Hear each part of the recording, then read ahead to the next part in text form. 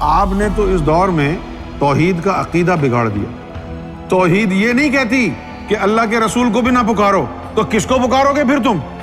توحید یہ نہیں کہتی کہ جس کو محمد رسول اللہ نے پوری امت کا مولا بنایا تم اس کا نام یا علی کہہ کر بھی نہ پکارو۔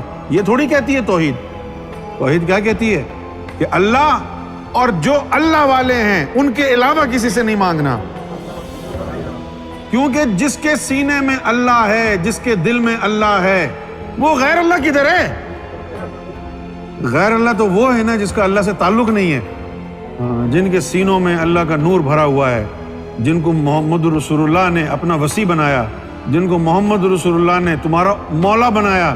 آج تم کہتے ہو کہ یا علی کا نام لینا، یا علی سے مدد مانگنا شرک ہے۔ کدھر کا شرک ہے؟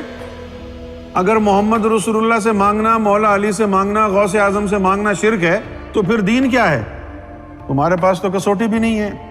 آج تو تم بے غیرت اور بے حیا ہو گئے ہو۔ تمہارے مسلمانوں میں ایسے ایسے دشمنان جو ہے لیڈر بن کے اٹھتے ہیں جن کا نام ذاکر نائک ہے، اور جو کہتا ہے کہ ہمارے لیے تو محمد رسول اللہ سے مانگنا بھی شرک ہے، پھر بھی وہ پھر رہے ہیں اور تم ان کی عزت کرتے ہو، ایسے کنجروں کی عزت کرتے ہو، گستاخان رسول کی عزت کرتے ہو۔ جو لوگ مسجد نبوی سے نبی پاک صلی اللہ علیہ وسلم کا جسد خاکی چرا کر کے کہیں اور شفٹ کرنا چاہتے ہیں، جو لوگ کہتے ہیں کہ مسجد نبوی شرک کا اڈا بنا ہوا ہے، تم لوگ ان کو مومن سمجھتے ہو۔ تمہارا کیا حال ہے؟ کیا کسوٹی ہے تمہارے پاس؟ کہاں گیا تمہارا ایمان؟ تو آج کیا ہے تمہارے پاس؟ نہ تمہارا توحید کا عقیدہ درست ہے، نہ تمہارا محمد رسول اللہ کی ذات پر عقیدہ درست ہے۔ 70% سے زیادہ مسلمانوں کی تعداد کہتی ہے کہ محمد رسول اللہ معاذ اللہ ہمارے بڑے بھائی کی طرح ہیں، بشر ہیں ہماری طرح۔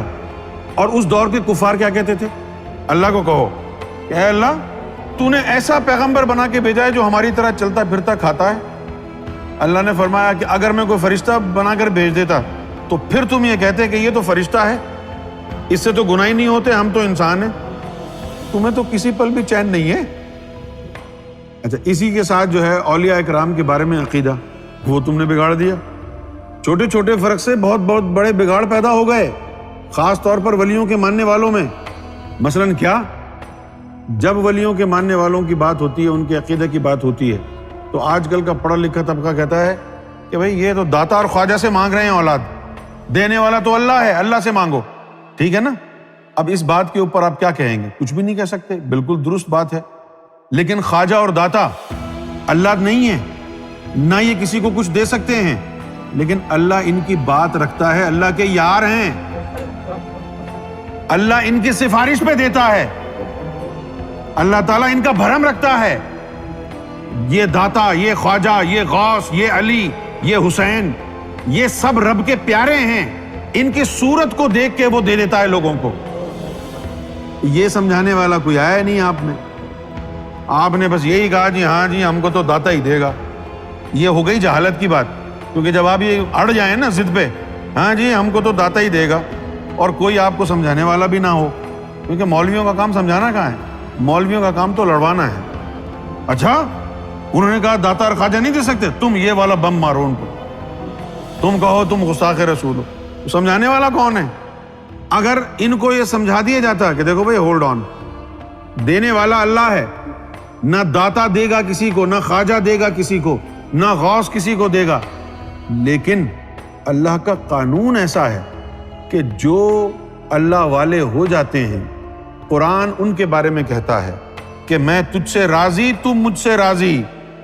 رادیا اور مردیا کا وعدہ ہو جاتا ہے ان بندوں سے اللہ کا۔ اگر کسی معاملے میں اللہ کے یہ پیارے دوست اللہ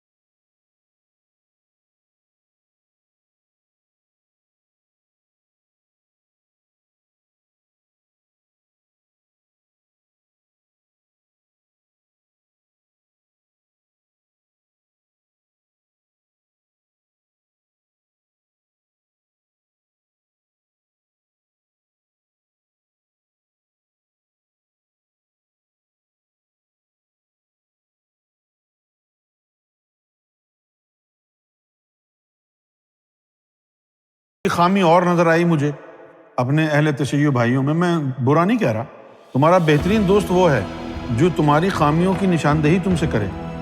ایک خامی مجھے یہ نظر آئی کہ ہمارے اہل تشیع افراد جو ہیں، ہمارے جو بھائی ہیں، وہ سب اپنے آپ کو مومن کہتے ہیں۔ اچھا، اب اگر ان سے پوچھا جائے کہ میرے بھائیوں، جو ایمان کی نشانی، مومن ہونے کی نشانی قرآن نے بیان کی ہے، کیا وہ کسوٹی آپ کے پاس ہے؟ اس معیار پر آپ مومن ہو؟ اگر نہیں ہو تو کیوں کہہ رہے ہو اپنے آپ کو مومن یار؟ کوئی بھی اہل تشیع میں سے قرآن کی روشنی میں ثابت کر کے بتا دے کہ وہ مومن ہے۔ میری کسی سے دشمنی نہیں ہے، میں آپ کی آنکھیں کھول رہا ہوں، جھنجھوڑ رہا ہوں آپ کو کہ اس مغالطے میں مت مر جانا کہ مومن ہو